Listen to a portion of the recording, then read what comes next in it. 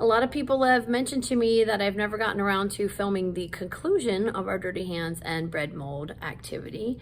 And so I can't figure out how to make my camera flip around the other way while I'm recording. So I just have to move this way. Words might be backwards for you. But as you can see, we finally did get some mold here. We started this experiment in late August, and this up here it has not grown any mold, and it is now January, the last week of January. So it's been up there for about 5 months. And the bread that no one touched with any hands, we carefully used plastic little bags over our hands to get that out. No one touched that bread, and it did not mold because no mold spores landed on that bread at all. The one that was touched with clean washed hands, they had been washed with soap and water and dried off, but apparently there still were some mold spores that ended up on there.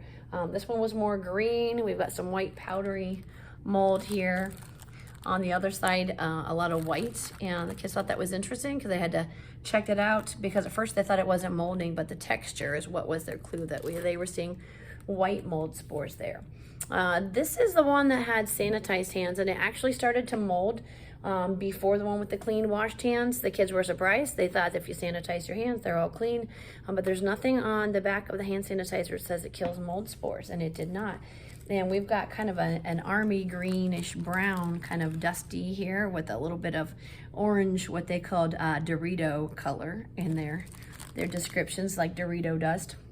Now the one that was touched with the dirty hands, that one was really interesting. It did mold first, but it did take 8 weeks before we saw any. So I guess that says a lot about the preservatives that were in there. But we see little polka dots of white. We see this bright yellow color here. They called that a mustard color.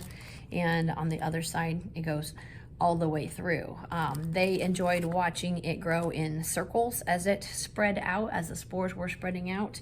And now these are all pretty crusty. So, you know, the kids, they're like, hey, we want to leave them up there. We want to see if they'll keep growing mold.